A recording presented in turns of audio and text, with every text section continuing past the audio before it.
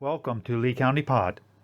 I'm Jack Campbell, and our host today is Pete Malignick. Pete, would you please introduce our guest today? Thank you, Jack. Today we're talking with Cathy Mitchell, Interim President of New Mexico Junior College, and to find out what all is happening here and what will happen in the near future. Good afternoon, Cathy. Thank you. I'm glad to be here today. I guess I wanted to start off with somewhat of a biographical / personal question. What challenges or opportunities have you faced or experienced that have prepared you to take on your present leadership role? Okay. Well, I really am a sincere believer that everything I've done is just a accumulation of everything. And so I was raised in a cotton farm. I'm a farmer's daughter. And just the work ethic that I learned from my parents, I think that's the base of everything. But my parents, they never questioned if us kids were going to go to college. It was just you will. You can choose where you want to go, what path you want to take, but you will continue your education after high school. And so I knew that, we were not a rich family. I already had two brothers that had gone through college, and I knew that was a struggle for them to do that. So I didn't have high school counselors, didn't have anyone to kind of lead me on what direction. I knew people that were teachers. I knew people that were nurses, and I thought that was basically the two things I could choose from. Couldn't stand the sight of blood, so I said, okay, well, I guess I'll be a teacher. So along with that, I ended up going into home economics, which is kind of it's changed these days, obviously. And so my bachelor's degree is in home economics. I pushed and I got through that at Texas Tech in 3.5 years. And so I did that, and then I actually worked for a little while. I substitute taught for a while and said I'll never teach for one semester, and then the summer came along and I was working at a pizza place as an assistant manager there in Lubbock. And at that point, I got a phone call from Tech and said, hey, we have a home ec job out at the little town of Ropesville, and would you be interested? And I said, well, I've got the degree in it. I guess I ought to at least try it for a year or two. So I was there for 19 years. But within that 19 years, it's like every 7 years or so, I just wanted to do something different. And so I would kind of add another job. I'd gone back and I got a master's first in instructional technology from Tech when computers were first coming out. And so it was a kind of a strange combination of home economics and instructional technology, but both are very hands-on work. And so I became the home economics, instructional technology coordinator for the school. And now you're working in Ropesville? In Ropesville. But for Texas Tech? No, I was going to school in Texas Tech, but I was working for Ropesville. Oh, okay, for all of that. A high school? For the high school. And so I was able to write a grant and bring in a T1 line to get internet into the high school, get everyone's grades online, et cetera, et cetera. So we did that. And then the principal a few years later came back and said, Cathy, everybody comes and talks to you about their problems. We don't have a counselor. Would you be the school counselor? Sure, why not? And so I went back and got a master's in counseling for the high school. So I was not the high school, the whole school. I was pre-K through 12 counselor. I dropped home economics, so I was counselor and technology coordinator at that point. An opportunity came along at South Plains College. Had friends that worked over there and said they've been looking for a registrar. They've been trying to get grades online. They haven't been able to make that move. You've done it here at Ropes. I think you ought to apply. So I went to South Plains, and I was hired as a registrar. And that's in Levelland? That's in Levelland, Texas, just outside of Lubbock.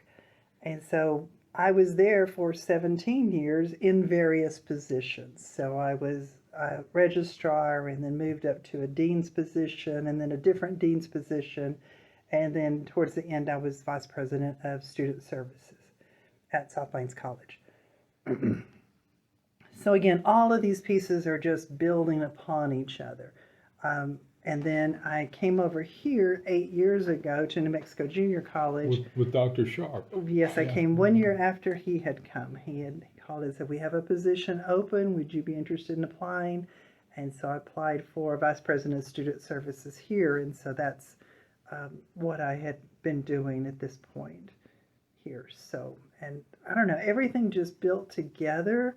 I can't say that there was a particular challenge or a particular thing that made it where this move has been relatively easy. I think the biggest part is I'm the leader person.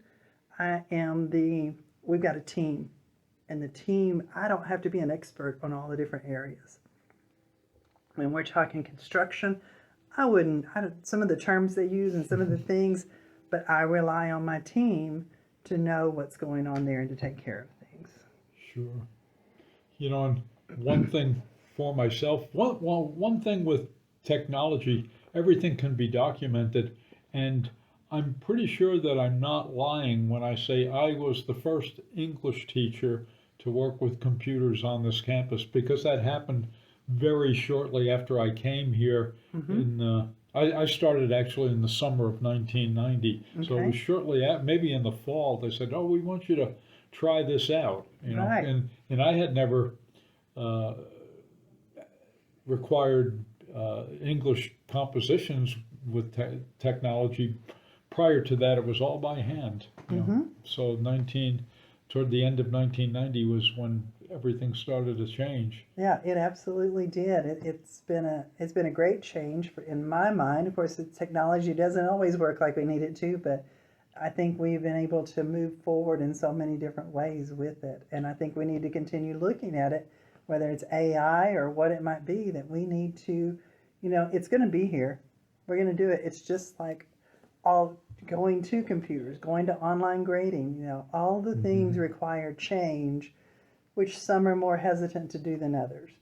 And so I think this is just another change that we're going to have to figure out what's the best way for us to deal with this and to work with this and to utilize it and help it. Yeah, and AI seems to be kind of a double-edged sword, because I know some of my former colleagues are, very mindful that their students do their own work and everything, and not have all of the AI creeping in. Oh, absolutely. It is a double-edged sword, but so was the internet. And I know at that time, if we're going to go in and search for things and pull things off the internet and documentation of that, and is that accurate? So there's a lot of things that we're going to have to figure out with that. But when we started using Canvas for grading and for putting the courses on Canvas, I mean, after I got used to that, I mean, it was such a godsend. It made things really improve the quality of education, I think. Absolutely. Well, what we noticed coming in that the parking lot is changing, the whole landscape of the parking lot. I don't know what to make of those aisles, if that's going to make things more efficient or anything. I'm sure there's a rationale for it, but what's new at NMJC since you have become the interim president? Well, as you saw, a lot of the construction, of course, that's been in the planning phases for a while. What you're seeing right now is what's considered phase 1, and so with that, we're getting additional lighting in the parking lots, which was desperately needed. The changing of the landscaping in there. We will have basically Wi-Fi and internet accessibility. It expands that for us as they're putting that out there too. So that is nearing completion. It's still quite a bit to go, but it's nearing completion on that. But that, like I said, that's phase 1. Phase 2 will take the interior of the campus. And so again, we'll have shade structures, we'll have lighting. As you walk across campus, you'll see there's a lot of concrete and things that have broken, just like it does, and trees, roots growing up and everything. So there'll be a lot of work on the inside. Excuse me. And so that's the next phase of that. And as you'll also see, we've got a lot of building renovation, and we'll probably be in this phase 3 or 4 years with what we're looking at, and maybe even a little bit further, because we're also right now we're in the process of working with the equine area. And so it's not only rodeo now, but we have livestock and equine programs that are expanding exponentially. And so we're going to have to change up some facilities on that. We don't have the facilities even to house the number of horses that they have and that they're using, and increasing those teaching and learning classroom facilities for that is one of the next things up. Another thing that's coming that we're working on is construction of a new housing unit. We're at capacity right now with our housing, and so we're going to have to look at increasing that, but along with that goes the different needs of students today than the time that they were first built. And so we're looking, and I think the pandemic made a big difference in that too. The what? The pandemic. Oh, sure. With the pandemic, we saw that, with our housing, we couldn't just have 4 students sharing one bathroom and everybody living right in there, in close. We had to separate people a little bit more. And it's kind of the students that we have now had gone through that, and they want to have I'm so sorry, have private space, but we want gathering space so that we can still continue to develop that community with that. So those are some of the things that are coming up. Other changes that have happened that are not construction related is we had 2 interim positions available. One of them was my old position as Vice President of Student Services, because I had stepped away from it for a little while to work as a grant writer, and so that position had been filled with an interim. And so one of the first things I did was get that position filled with a full-time permanent position. And then our Vice President of Instruction was also an interim that the previous president had put in. And we needed to get a person in there so that the college sees that we're moving forward, that we're not just on shaky ground, and that we're moving forward with that. So we have both of those positions filled at this point. And so important to have good people in those roles, your immediate team. Absolutely, and I think I really have been thrilled. It's beyond my expectations of how they have stepped up to the plate. Our Vice President of Instruction is Dr. Stephanie Ferguson. She's been with the college for a long time.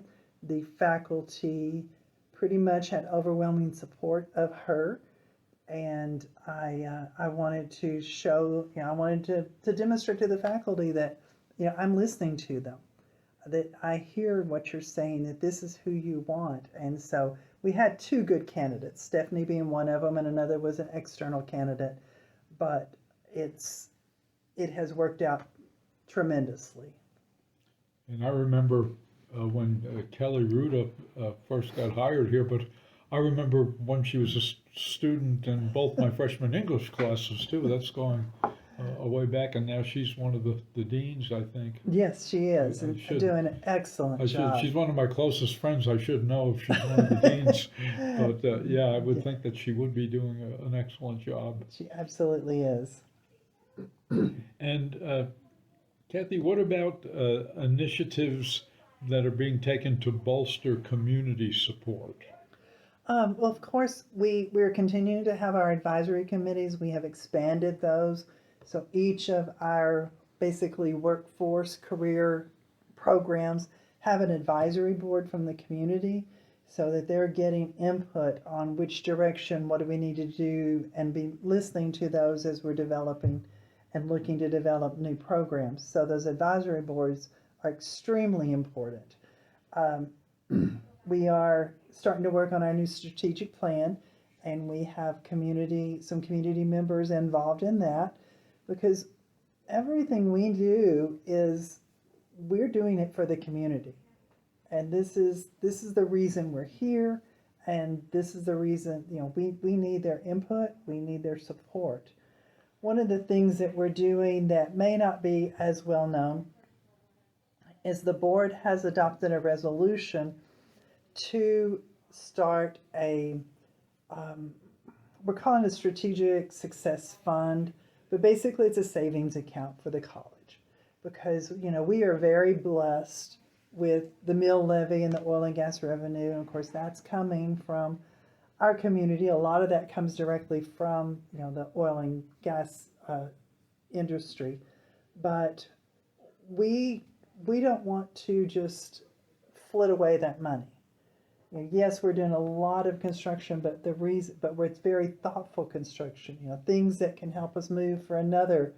We're at 60 years, and we want to continue moving, for the next 60, so that these things, and we know oil and gas fluctuates, and we want to be able to just maintain and continue to be the community's college on no matter what the fluctuations are in the oil field and what happens here. But so they have set aside this success fund. Right now they have put $50 million into that fund. It's a self-restricted fund. We have not worked out all of the details on that, so we're just in the beginning phases of that. But with that, we want to be able to put this money over here, put it away, and then in the future, if we need it, to be able to, that's going to draw interest, it's going to draw income from that, and to be able to keep that principal and just draw from the interest to run the college. And so that's one of the things that we're doing to support our community, is because we don't want to be a drain on the community in the future when we don't have those resources coming in. Sure. Mm-hmm. And are there changes being implemented at present in regard to programs, curriculum, and also administration? Of course, at this point, I've been in this position for 9 months now, and so we are starting to discuss. We're starting to listen to our advisory boards. We're starting to talk to people and try and figure out what we do need to move forward with.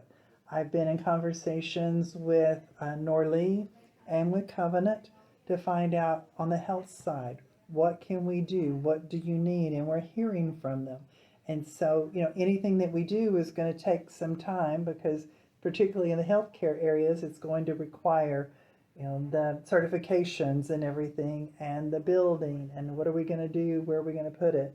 But they have come back with a couple of really strong suggestions of what's needed in this community and how we can help. I'm a big believer of us working to grow and support our own community. Instead of bringing people from, all over the country here, and they have ties and that's pulling them back away. I want to be able to, we have strong community members. We need to be able to support them, and I need to find out, what support do you need? And so if it's in the medical fields, because we have a fantastic nursing program, but there are other areas related to the healthcare fields that we can be educating students on, that they can stay here. Our Lee County residents want to stay in Lee County. This is home. This is where their family's at. This is where they know, and this is where they want to be. But there's so many times, in order to make a living, besides the oil field, that they're drawn and pulled away from us, and we need to keep them here. So I want to find out what they need. How can we support them? Whether it's teaching them to do a podcast, what can we do to put something together that may just be a short-term training, so that they can do things like this for their own business. If you look around Lee County, what I see are a lot of entrepreneurs. There are so many small businesses that are out there and wanting to succeed, and they're really, it's amazing to me. And I want to support those, and I think, our college wants to support them, so we've got to figure out, how can we support them? What do they need? What could we give them that's going to make them more successful, whether it's a bookkeeping class, or whether it's how to do, web design, whatever it needs to be, I want to help them with it. And so at this point, a lot of it's just dreaming and thinking and investigating and figuring out what those new initiatives are going to be. But we're looking and we're moving forward with that. Is there anything new happening in recruitment and retention of faculty and staff? Again, I think my biggest thing is to look to Lee County. I'm not saying that we're giving preferential treatment, but they are definitely, I want to find those people here that would like to work here, that have the skills and the abilities and that can, have that drive. I love to see that sparkle in their eye whenever they're ready and they're excited about that. Now, as far as, some of that, does require, we can do the 2-year degrees. And some of them require to go to, a university further on. But with the internet, there's a lot of opportunities out there, but the internet is hard. If you're going to want to get that higher level degree, but you're going to do it all online, there's a lot of challenges with that. Mm-hmm.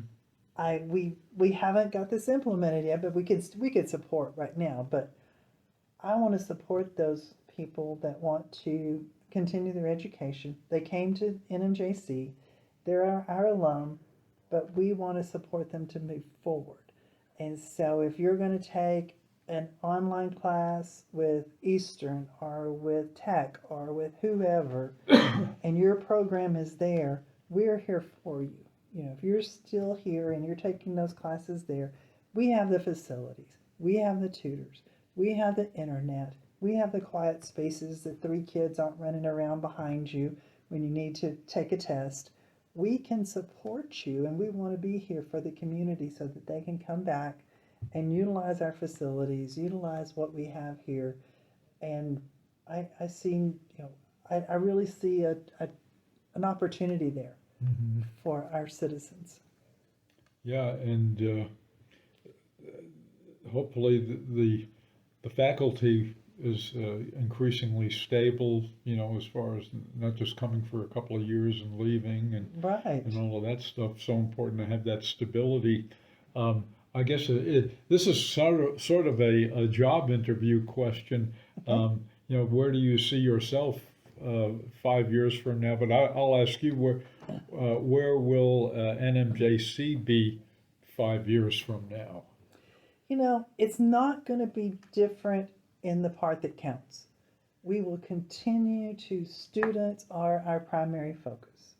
And it's looking at where those students are going to be 5 years from now.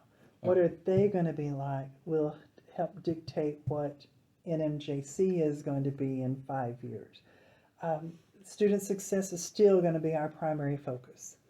And if you walk across campus, I don't know, the smiles on I talk to the instructors, things are going well, they are happy, and but they are student focused. And that's where we're at. Our mission has to do with student success. And I really don't see that it's going to be different. Now, the modes of instruction may be different.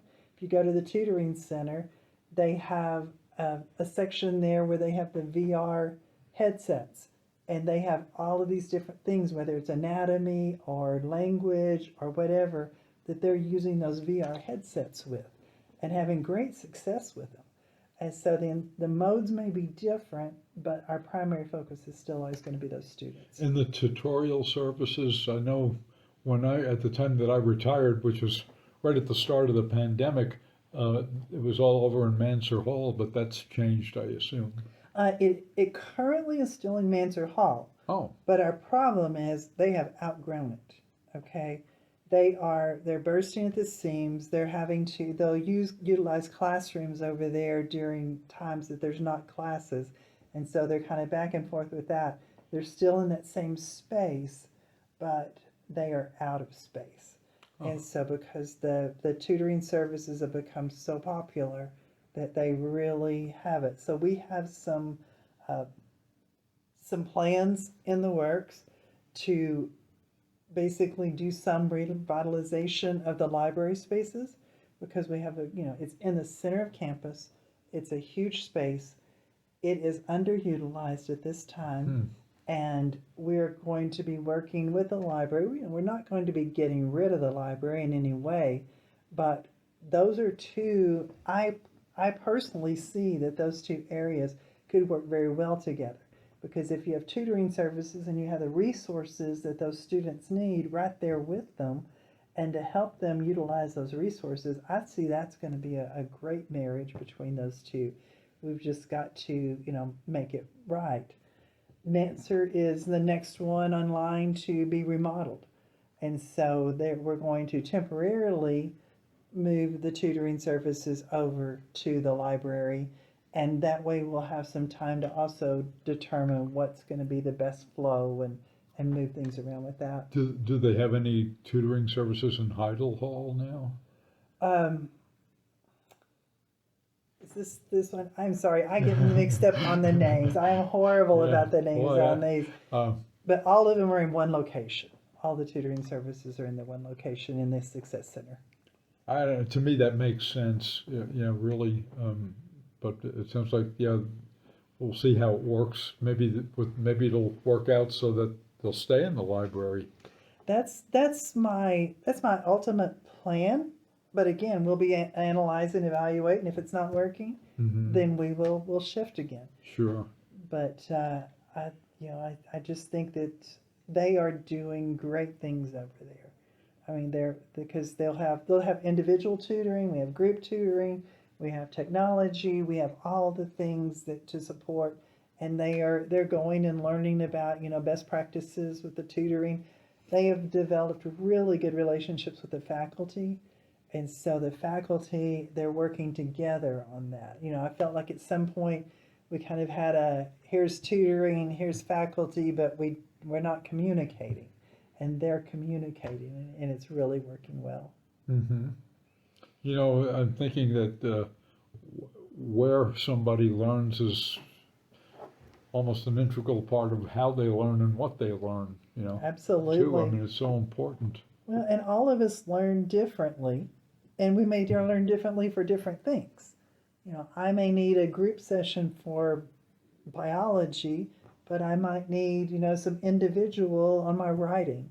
And so we kind of have different things, and to be able to flex and work with whatever we need at that point. And to maximize the opportunity for every student who wants to learn, to give them that chance too. Absolutely.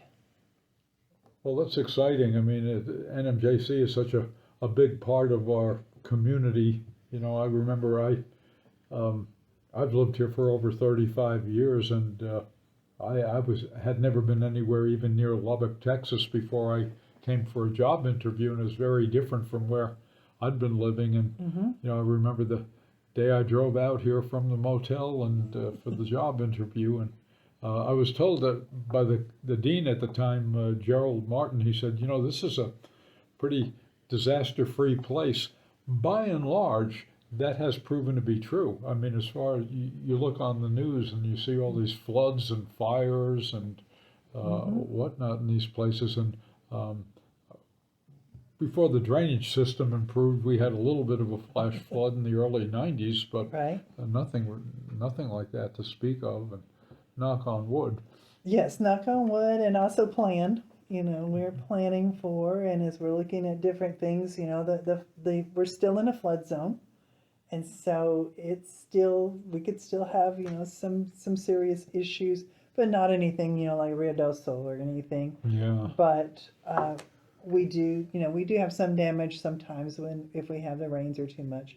But we've been mitigating that as we see different areas that need, and all of the construction, they are taking that into consideration. Keeping the drainage ditches or adding drainage or whatever we need to be able to divert the water the direction that it needs to be. And so we're working with the city and the county a lot with that too. I have taught on most parts of the campus. When we started teaching English, the classes were dispersed like that. So I taught a few in the Moran building and all, but I have a particular affinity for Mansard Hall because that's where I had the same office for 30 years, and I spent a lot of time in Mansard. What's going to happen as far as the renovation there? Can you tell me? Basically just updating, not a lot on the, you know, shell of the building, but just being able to renovate the spaces, probably, I don't know exactly, I don't think we've started, or I haven't, they may have started some of the planning on that before I came into the position. And so I'll be learning more about that soon. I don't know a lot, but it's going to continue to be classrooms and office spaces, I know. See, I think it was 102 is across the hall from 103, and that was a classroom in 1990 and for a while after. And then there was 124 and 126 next to it, and that is now where I think the tutoring center is. But they were pretty good classrooms there. I always felt very comfortable teaching in those two. Right. So I think, like I said, it's going to be pretty much just updated, renovated, but continue to be classrooms is what that one's going to be. So it's going to be hopefully a little quicker renovation than we've had over here because of all the science labs and everything else that we had to involve in all of that. So it's going to be a little bit, I don't think it's going to take quite as much time as we might have in some of the other areas. Mm-hmm. So, and I, we'll be displacing faculty from their offices, but right now we have faculty that are displaced. Some are in the library, some are over in Ben Alexander, but we'll be able to, when we get that open, we'll have office space over here. So a lot of shuffling around, but it's going to be worth it. Yeah. I tell people it's kind of like, the potholes in the road. You want to get the potholes fixed, you just hate the time when they're actually working on the roads. Right, sure.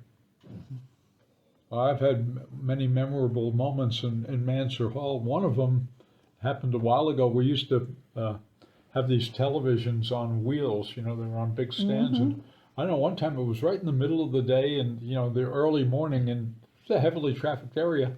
And the stand tipped over with the television on it, and somehow miraculously the television didn't break or anything, and nobody got hurt. It didn't land on anybody. I know that happened. It was so long ago. You're saying, gee, was it like a bad dream or something?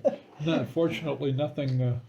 No damage was incurred. I don't know how. I think they still have some of those televisions on wheels over there. So they get wheeled. Some of them get wheeled out of. They may have replaced the televisions for newer ones, but there are still wheeled televisions around here at times. Because it was so nice to get those big screens in the classroom. Yes, absolutely. Well, we started with a question about you personally and your personal development. What about you away from the campus? Do you have anything what could be called hobbies or special interests? When I have time, I do, but it's been kind of scarce on time to be able to get to some of those things. Of course, being a home economics teacher, I still love working with fabrics and doing things. And what I've really enjoyed lately is I've had some of my mother's old quilts, and I've been enjoying revitalizing them. And so there might be some spots, where the fabric has rotted or whatever, and to be able to kind of match and fill that in. And I think I've been doing a pretty good job with that. I enjoy doing that. As far as interest, I do have 3 grandkids. Oh. And so that's a big interest of mine. But the issue, which I don't mind, I like travel too, which is a good thing because my son lives in Alaska with 2 of the grandkids, and my daughter lives in Idaho with the other one. Oh, gee. And so travel is involved in getting to see them. So that's always a big thing for me though, to spend time with those grandkids. Now you're a native of Ropesville. Are you haven't made any permanent move over to Hobbs or? Right now I'm just renting a place because we did have a home here when I was vice president. Oh. We had purchased a home, and then whenever I I thought I was kind of just stepping down to end up stepping away. When I stepped down and took the grant writing position, we were able to do that remotely. And so we still had maintained our home in Ropesville. Oh. And so I just moved back there. We sold the house, and I thought, well, then I'll just be retiring in another year or two, and we'll just, fade into the sunset. And so, but then they called and wanted to know if I was interested in applying for this position. And honestly, I wouldn't have done it. I'm not doing this for me, but I had multiple people call and say, Cathy, I think we need you right now. And so I came back. My husband, we continue with our home there in Ropesville. Just rented a place here for now because, as interim, you just don't know exactly. You want to see how this is going, what it's doing, and we discuss every day, do we want to buy a house here, which are scarce and far and few between, or, what do we want to do? But Well, as a professor emeritus / member of the community, I get the sense that you're very much appreciated in the role you're in now, and people would like to make it permanent, I think, in the community. well, I certainly do appreciate that. I haven't made any decisions at this point, and the board will have to make that decision on who and what they want to do on this. I love New Mexico Junior College. I really do, and I really am in full support of Lee County, Hobbs, the area. And so even though we have a home in Ropesville, this is also my home. And so like I said, we'll just be making those decisions as they come further down the line. I'm not ruling it out.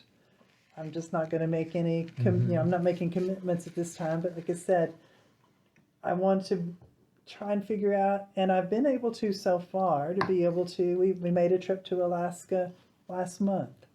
And so to be able to work that in and be able to spend some time there, and then maybe do a little, traveling outside of just going to see grandkids. Sure. We like that too. Mm-hmm. But I think we're going to be able to possibly make that all work. And so again, my focus is the college, and but I appreciate it because I've had actually multiple people come up to me and have that same sentiment, and I do appreciate that.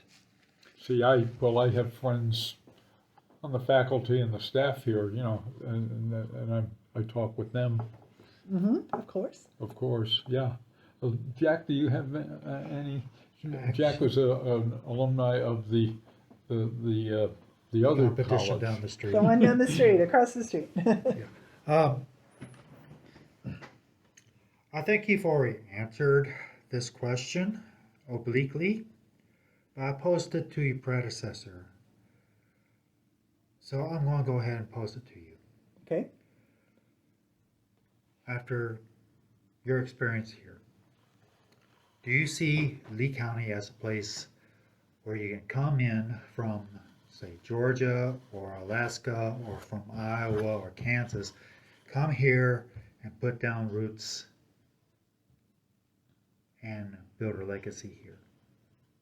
Is Lee County that kind of place?